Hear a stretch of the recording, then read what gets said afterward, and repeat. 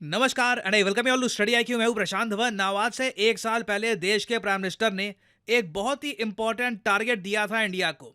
Target ये था कि इंडिया को 2047 तक हम बनाएंगे एक सुपर पावर और साथ ही साथ एक हाई इनकम कैटेगरी वाला देश। ये जो स्टेटस है, जैसे आप जानते हैं, रिसेंटली मिल गया था रशिया को। इस टॉपिक पर मैंने वीडियो भी करी थी अपलोड, 7.5 लाख लोगों ने देखी थी ये वीडियो, कि रशिया को अब डिक्लेयर कर दिया गया है एक हाई इनकम कंट्री।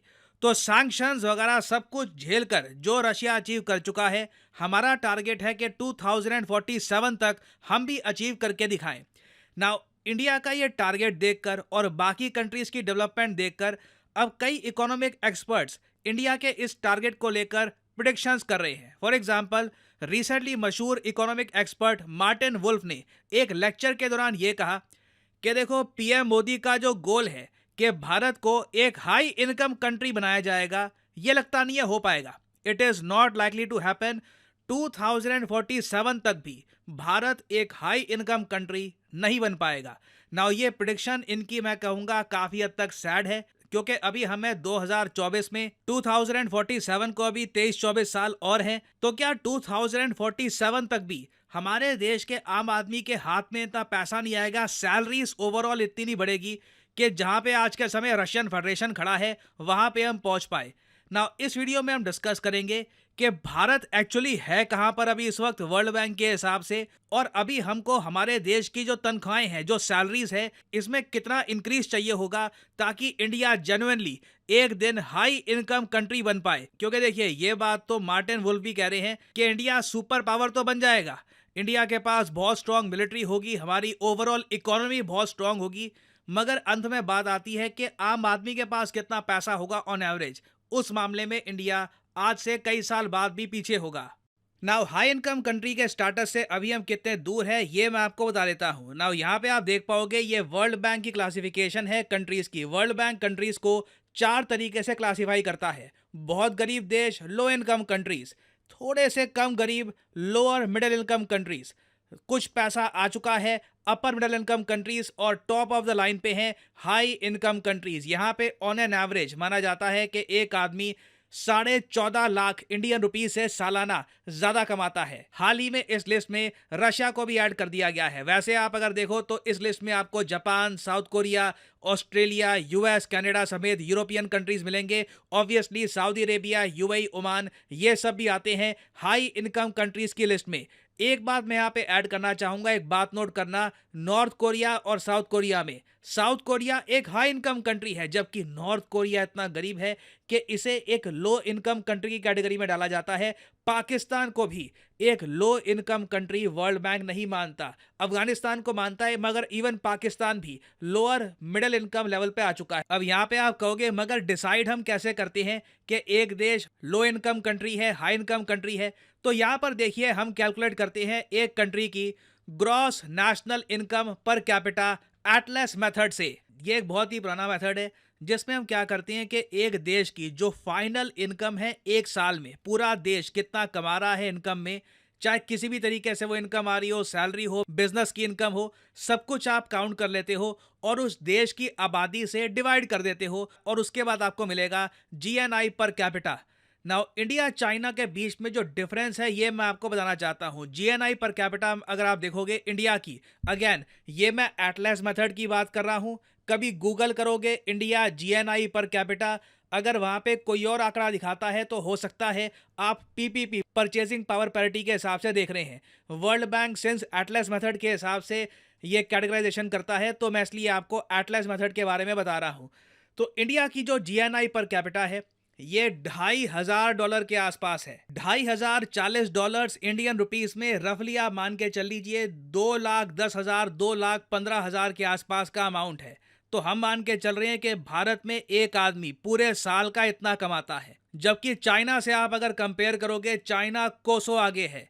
चाइना का जीएनआई पर कैपिटा $13,400 है। $13,400 को इंडियन रुपीस में कन्वर्ट करोगे तो ऑलमोस्ट ये अमाउंट बैठता है 11,20,000 रुपए साल का। मतलब ऑन एन एवरेज आप कह लीजिए जीएनआई पर कैपिटा के हिसाब से हर चाइनीज नागरिक महीने के 1 लाख रुपए तो कमा ही रहा है। अब यहाँ पे आप देखो इंडिया चाइना में कितना एक ह्यूमंगस गैप आ चुका है।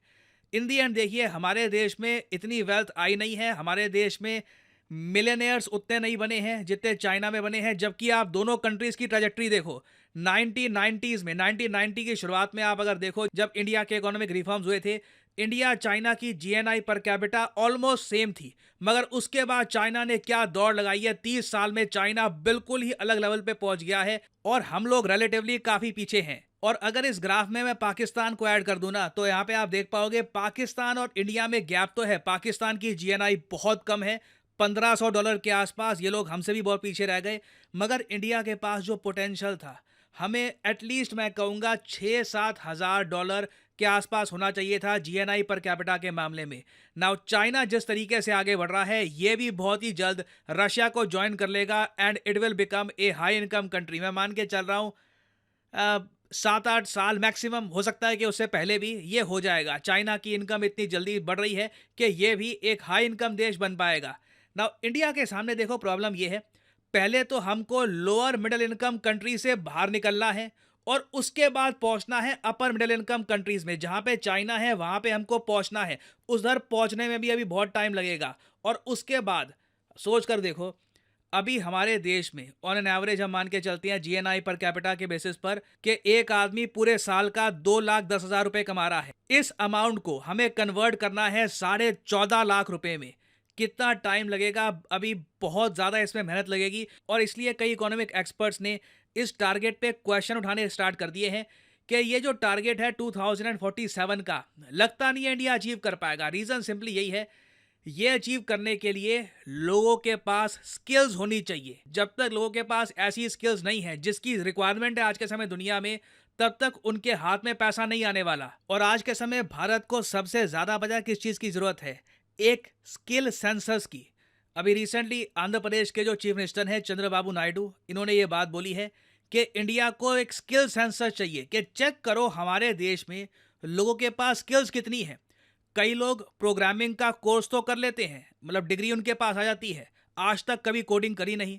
कंप्यूटर पे कोडिंग करते हैं कैसे हैं पता ही नहीं, कभी कंप्यूटर पे बैठे ही नहीं कि कोडिंग करनी कैसे है, सीखा ही नहीं, बस थ्योरी पढ़ के आगे किताब में। ऐसे कई कॉलेजेस हैं इंडिया में जहां पर कहने को डिप्लोमा डिग्री वगैरह सब मिल रही है, बट आपके पास हाथ में हुनर नहीं आता, आपको स्किल्स नहीं मिलती। तो पहले तो देखो हमारे देश में ना, हमें क्लियर पिक्चर चाहिए कि अभी हालत है क्या, हमारे देश के युवकों के हाथ में क्या स्किल्स हैं। उन्होंने जो भी 4-5 साल जितने भी बिताए हैं पढ़ने में, उनको स्किल्स क्या मिली हैं, ये जब हमको पता लगेगा, उसके बाद ही हम एक प्रॉपर प्लान बना पाएंगे कि इवेंचुअली लोग किस तरीके से हमारे देश में और स्किलफुल बन पाएं, उनको जो आज के समय मॉडर्न डे जॉब्स हैं उनके लिए हम कैसे इक्विप कर पाएं। और हो सकता है, मैं तो यहाँ पर यह भी कहूँगा कि भारत में ना हमको एक एक साल के स्किल कोर्सेज लाने पड़े कि एक आदमी है, उसने ग्रेजुएशन कर ली, कहने को ग्रेजुएशन कर ली, बोल नहीं सकता, उसको कुछ कंप्यूटर में कुछ करना नहीं आता, उसे अपनी फील्ड के बारे में भी कुछ ज़्यादा नॉलेज है नहीं, बेसिकली वो इतना एम्प्लॉयबल नहीं है। हो सकता है कि उनको स्किल करने के लिए एक एक साल के कोर्स निकालने पड़े, बट अगेन इसमें पैसा लगेगा, इंफ्रास्ट्रक्चर लगेगा, but we have to do this. अगर हाई इनकम, अब देखो कड़वी बात बोलूँ मैं, हाई इनकम अभी दूर की बात है, अपर मिडिल इनकम कंट्री भी अगर बनना है ना हमको, मतलब कि एक ऐसा देश जहाँ की आबादी, जहाँ पे एक आम आदमी $4,500 से लेकर $14,000 के बीच में कमाता है, यहाँ पर भी पहुँचना है ना, तो उसके लिए हमको बहुत मेहनत करनी पड़ेगी। बाकी देखिए, आप अगर बात करो नॉमिनल जीडीपी की, बिल्कुल टॉप 3 में पहुंच जाएंगे, कोई बड़ी बात नहीं है, यूएसए को भी ओवरटेक कर लें। बट आम आदमी के हाथ में पैसा कब आएगा, क्वालिटी ऑफ लाइफ कब इंप्रूव होगी, ये एक मेजर क्वेश्चन है। तो यहाँ पे मैं देखिए आप सबसे एक सवाल पूछूंगा, आपके हिसाब से 2047 तक भारत क्या एक हाई इनकम कंट्री बन पाएगा?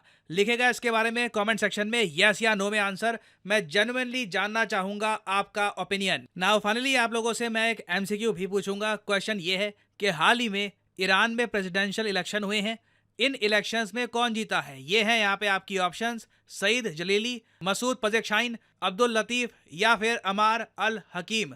कमेंट सेक्शन में करिए उत्तर। जो लोग सही आंसर देंगे उनकी कमेंट को मैं हार्ट दे दूंगा ताकि बाकी लोग समझ पाएं कि सही उत्तर क्या है। और फाइनली आप लोगों के साथ एक कोड शेयर करूंगा। सबसे बेहतरीन टाइम था शुरुआत करने का यस्टरडे, कल, मगर कल बीत चुका है।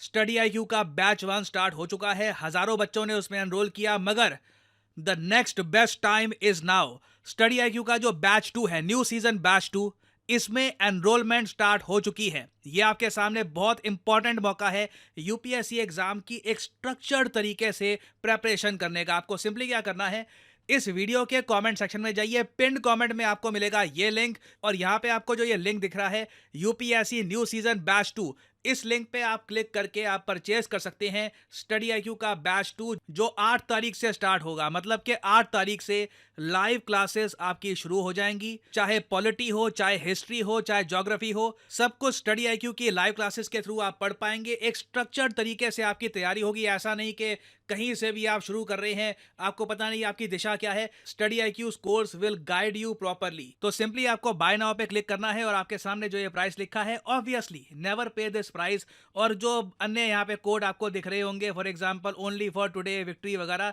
इनको आप लगाओगे यहाँ पर, you will not get the maximum discount possible. Simply यहाँ पर कोड यूज करिए PD10 and the prices will drop a lot.